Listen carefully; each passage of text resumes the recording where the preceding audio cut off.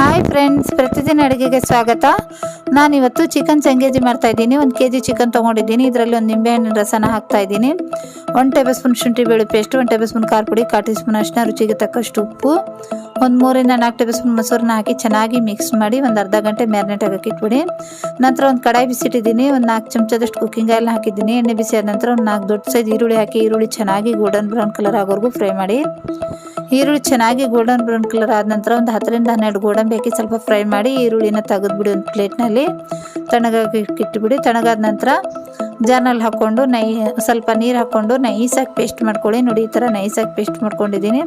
ನಂತರ ನಾವು ಈರುಳ್ಳಿ ಫ್ರೈ ಮಾಡಿದ್ವಲ್ವ, ಅದೇ ಎಣ್ಣೆ ಬಿಸಿ ಇಟ್ಟಿದ್ದೀನಿ. ಇದರಲ್ಲಿ ಚಿಕನ್ ಪೀಸಸ್ನ ಈ ಥರ ಸೆಟ್ ಮಾಡಿ ಒಂದು 5 ರಿಂದ 6 ನಿಮಿಷ ಫ್ರೈ ಆಗಕ್ಕೆ ಬಿಟ್ಬಿಡಿ. 5 ರಿಂದ 6 ನಿಮಿಷ ಆದ ನಂತರ ಈ ಕಡೆ ಕೂಡ ತಿರುಗಿಸಿ, ಈ ಕಡೆ ಕೂಡ ಒಂದು 5 ರಿಂದ 6 ನಿಮಿಷ ಫ್ರೈ ಮಾಡ್ಕೊಳ್ಳಿ ಚೆನ್ನಾಗಿ.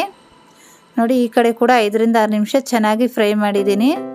ಇಷ್ಟಾದರೆ ಸಾಕು. ಒಂದು ಪ್ಲೇಟ್ನಲ್ಲಿ ತೆಗೆದುಬಿಡಿ ಈ ಚಿಕನ್ನ. ಮಿಕ್ಕಿರೋ ಕುಕ್ಕಿಂಗ್ ಆಯಿಲ್ನಲ್ಲೇ ಒಂದು 4 ಟಮಾಟೆ ಹಣ್ಣು ಪೇಸ್ಟ್ ಮಾಡ್ಕೊಂಡಿದ್ದೀನಿ. ಟಮಾಟೆ ಹಣ್ಣು ಪೇಸ್ಟ್ನ ಹಾಕಿ ನಾವು ಚಿಕನ್ ಪೀಸಸ್ಗೆ ಸ್ವಲ್ಪ ಮಸಾಲೆನ ಹಚ್ಚಿದ್ವಲ್ವ, ಅದು ಮಸಾಲೆ ಮಿಕ್ಕಿದ್ದು ಆ ಮಸಾಲೆನೂ ಕೂಡ ಹಾಕಿ ನಂತರ 1 ಟೇಬಲ್ ಸ್ಪೂನ್ ಖಾರ ಪುಡಿ, 1 ಟೀ ಸ್ಪೂನ್ ಧನಿಯಾ powder, 1 teaspoon garam masala, 1 teaspoon chaat masala, 1/4 teaspoon ಅರಿಶಿನ ಹಾಕಿ 3 ರಿಂದ 4 ನಿಮಿಷ ಚೆನ್ನಾಗಿ ಫ್ರೈ ಮಾಡಿ. ನೋಡಿ, 3 ರಿಂದ 4 ನಿಮಿಷ ಚೆನ್ನಾಗಿ ಫ್ರೈ ಮಾಡಿದ್ದೀನಿ. ಎಣ್ಣೆ ಬಿಟ್ಕೋಬೇಕು ಈ ಥರ. ನಂತರ ನಾವು ಪೇಸ್ಟ್ ಮಾಡ್ಕೊಂಡಿದ್ದಲ್ವ ಈರುಳ್ಳಿ ಗೋಡಂಬಿನ ಹಾಕಿ 2 ರಿಂದ 3 ನಿಮಿಷ ಚೆನ್ನಾಗಿ ಫ್ರೈ ಮಾಡಿ. 2 ರಿಂದ 3 ನಿಮಿಷ ಚೆನ್ನಾಗಿ ಫ್ರೈ ಮಾಡಿದ್ದೀನಿ. ನಂತರ ನಾವು ಚಿಕನ್ ಫ್ರೈ ಮಾಡಿಟ್ಟಿದ್ವಲ್ವ ಅದನ್ನ ಹಾಕಿ ಒಂದು ಸ್ವಲ್ಪ ಕಸ್ತೂರಿ ಮೇಥಿನ ಹಾಕಿ 1-2 ಹಸಿಮೆಣಸಿನಕಾಯಿ ಈ ಥರ ಕಟ್ ಮಾಡಿ ಹಾಕಿ ರುಚಿಗೆ ತಕ್ಕಷ್ಟು ಉಪ್ಪನ್ನ ಹಾಕಿ ಮಿಕ್ಸ್ ಮಾಡಿ ಮಧ್ಯೆ ಮಧ್ಯೆ ತಿರುಗಿಸ್ತಾ ಚಿಕನ್ ಸಾಫ್ಟ್ ಆಗೋವರೆಗೂ ಬೇಯಿಸಿ.